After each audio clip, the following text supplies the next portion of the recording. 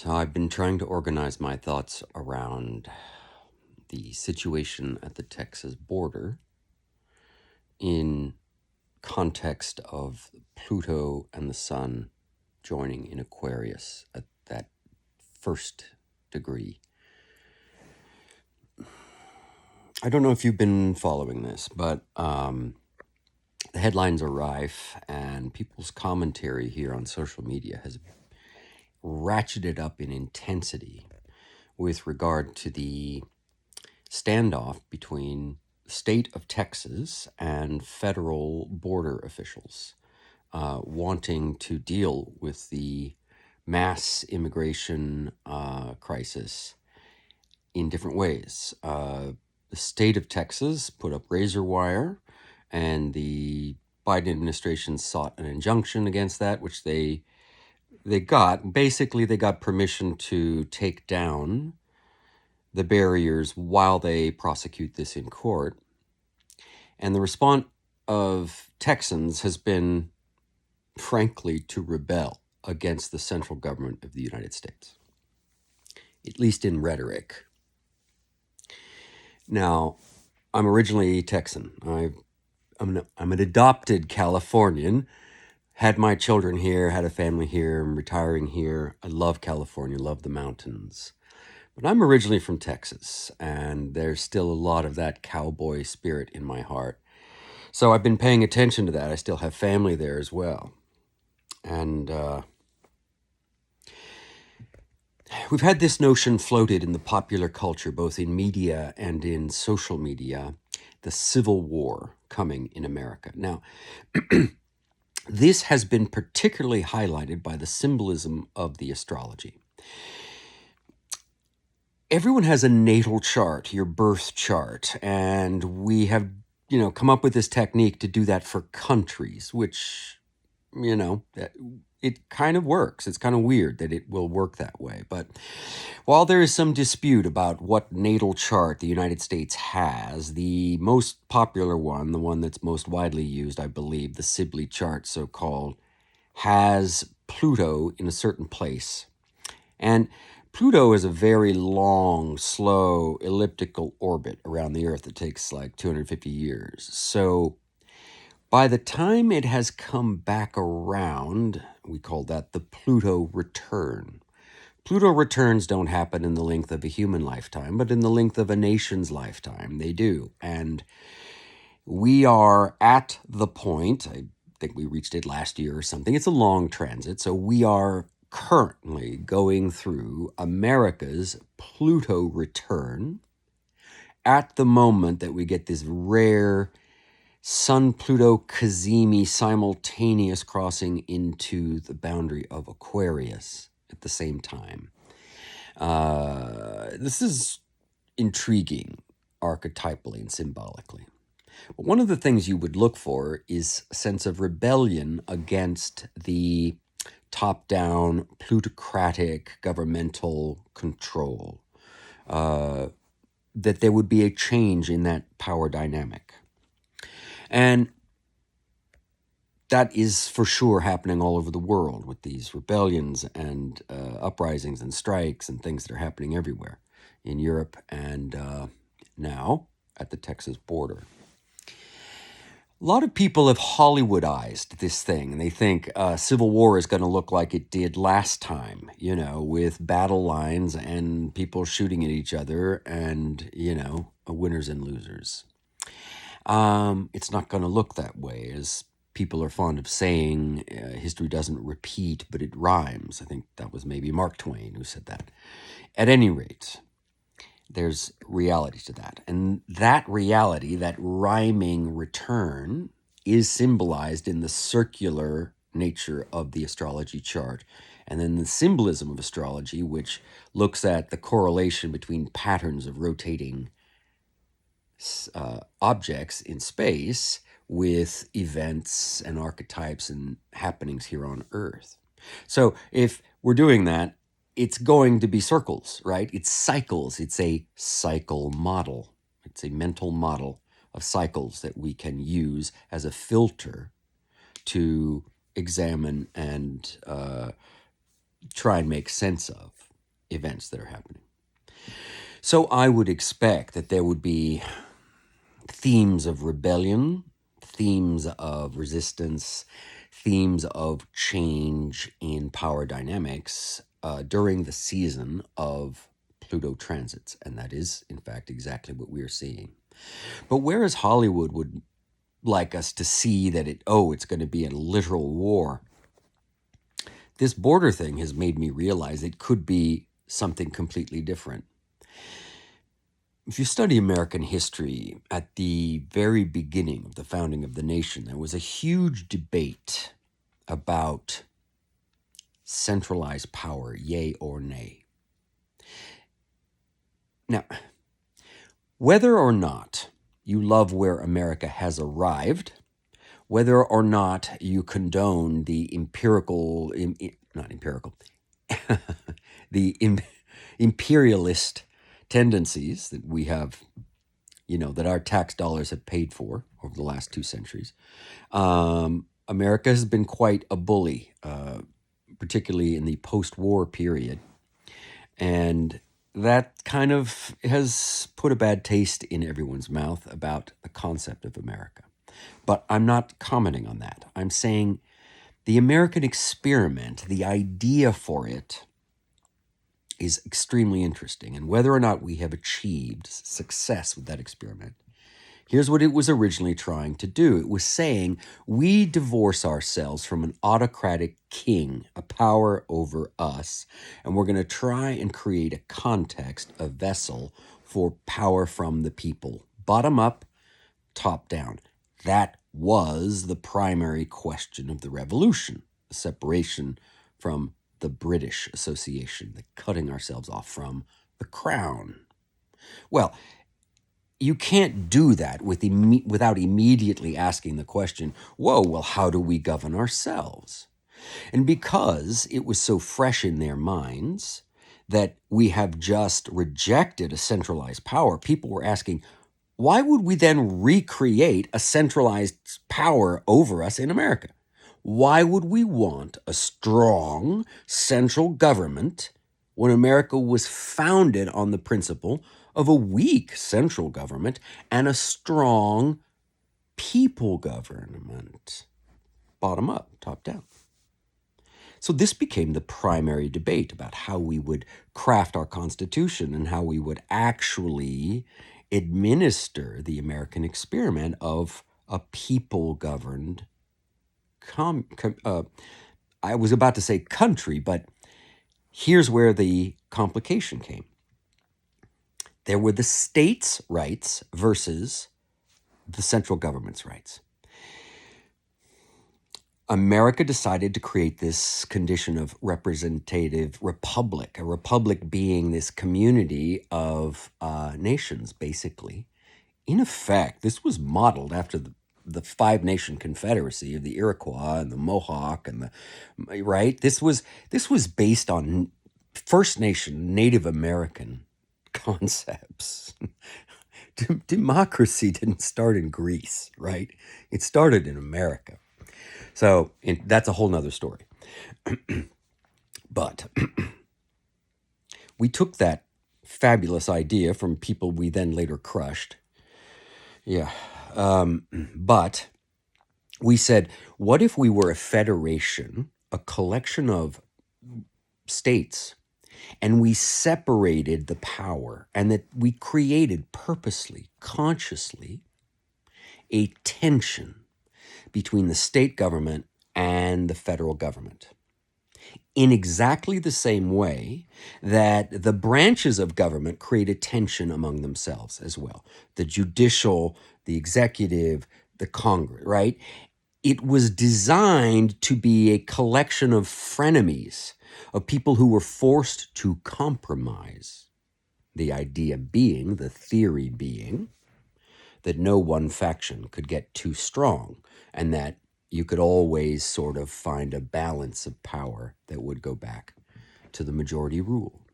Well, as we know, that idea has been co-opted. It has been captured. It has been sold out. Basically, the incentives of the way we have created or allowed the system to evolve, put money at the center of this process, and so it's been captured. It's been bought and sold, right? So we have a condition now where the majority are not being represented, right? It's minority rule. If you do surveys, the vast majority of Americans are not satisfied with how things are. So nobody's happy. Weird, right? You'd think at least half the people would be happy. No.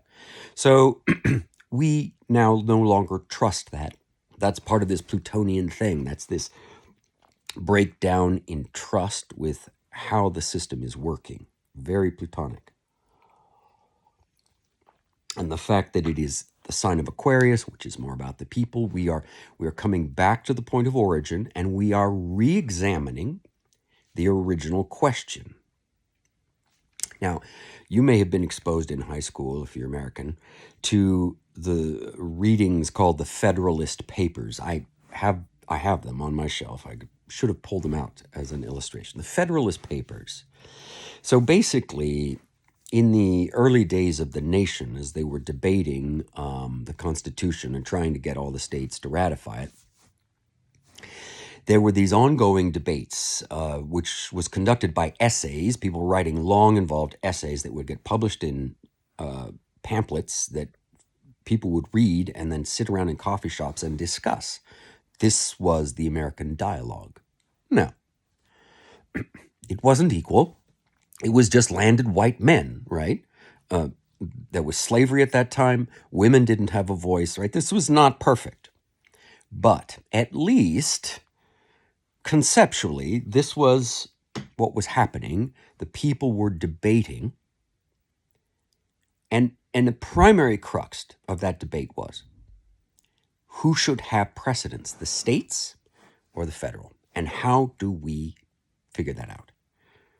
That was a massive question then, and it is an ongoing question now. And my proposal in this unorganized ramble is that this Texas border thing is highlighting something we've been seeing already in the Roe versus Wade thing and various other contexts of California governors going on state visits to other countries, stuff like that. Like, we're seeing more and more the return to this particular debate, state versus federal. How much, which is right? And that tension being incredibly important so that the central government never overreaches and gets too much power like the King of England did. That is the founding concept of the American Revolution. And a lot of people want to just throw that away and say, blah, blah, blah. Conservative people, such as Texans, I was born and raised among them. I moved to California, but I get that spirit. Half my family is that. Half my family is military police, Southern Baptist, Catholic, Mormon, conservative people in the Midwest and the South. You still hear it in my voice. Even though I've been out west and liberalized and have raised progressive kids and, half my family is trans, we're all queer and out and proud, I understand deeply and sympathize profoundly with the conservative archetype. And in America, what that means is a preference for weak central government. That's the original kind of oversimplified definition of conservative. Weak central government, fiscal responsibility. In other words, limited spending, conservation, right? And weak central government, power of the people. That is the basic conservative position. The basic liberal position is let's spend to improve, right? Running deficits is cool, and let's centralize. Let's all cooperate peacefully and allow a beneficent central government to be strong and do things for the people, right? There's pros and cons to both. And there's some naivete on both sides, right? There's no moral high ground here. This is the ongoing debate. the character of which has never changed in 275 years. Which is better?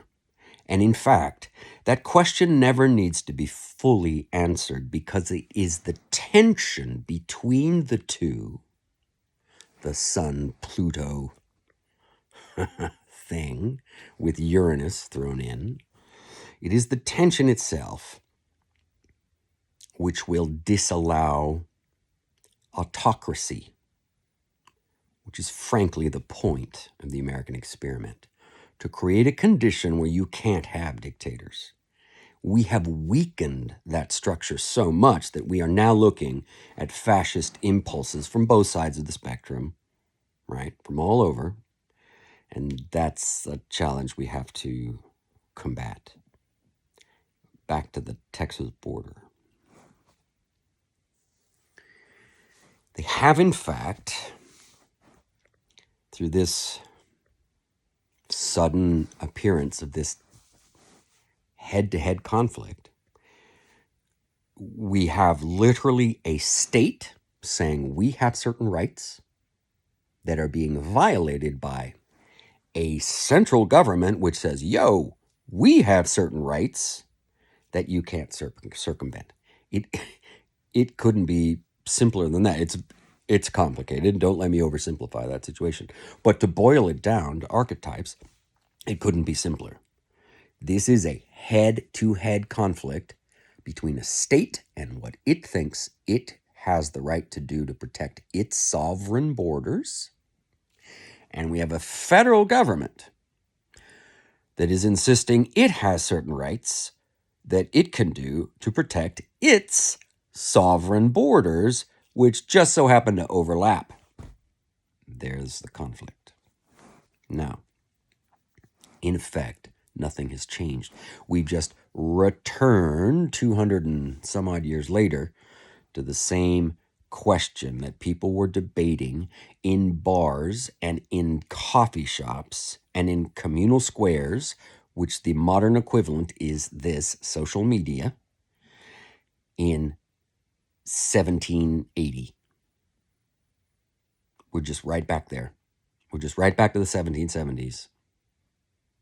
And in many ways, the 1970s. Right? I don't know how it's going to shake out, but the fact that these themes are in the headlines is precisely what you would expect from the astrological symbolism of this Sun, Pluto into Aquarius thing that's going on now. States versus federal. Smaller geographic region and the people versus larger geographic region and the centralized government. That could be our civil war. In other words, it's not that the United States will split in half. It's not that red states and blue states will separate against each other. It's not that California and Texas will unite and create a militia to take over the federal government like the movie. What if it's not like that at all? What if it's more interdimensional, internal? What if the American Civil War results in a flip from strong central government to strong states and a weak central government that doesn't have as much money and doesn't do as many things and isn't as interested in such a massive military and global project, and that we just much more concentrate on localities and investing in rebuilding our states and our infrastructure and our education and our social programs locally, and much less centralized system. What if it's that? That could look very different. And that seems to be actually the direction we're going. You see already states beginning to say that it would be illegal for the abortion thing for people to travel between. What the heck? In America? See, that's the Civil War. What if states fracture from the central government and states become much more powerful and people begin to move to regions that more align with their personal desires and politics? And we have effectively multiple nations that swear a certain allegiance to the overall, the United States of America. And the central government becomes quite much weaker, and that different regions of the country sort of lean into the archetypal personalities they already have. People will relocate, things will shift around, local governments will become more powerful, the central government will become weaker. That could be it. And all of that could happen relatively peacefully through the established political process because it's already effectively in the Constitution. It is a debate we've been having the whole time.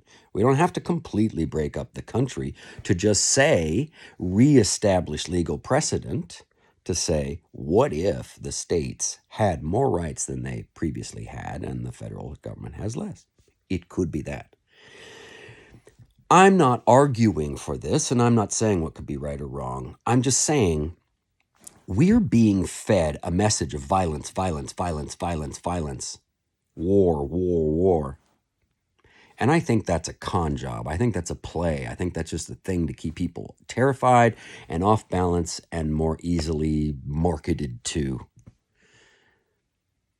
I'm proposing that we could have peaceful discussions that still result in radical change, but we do it peacefully. And I think this is possible. And basically, that's my message today. Pay attention to the headlines. Things, big, deep things are happening, as you would expect with these astrology conjunctions. But I think they don't need to happen with war, even though Mars is coming to cross Pluto soon, and that will mean war in certain places. We need to pray peace, to speak peace, to articulate peace, to imagine it, to say we can get from here, our huge problems, to there, our utopian future, peacefully. It is possible.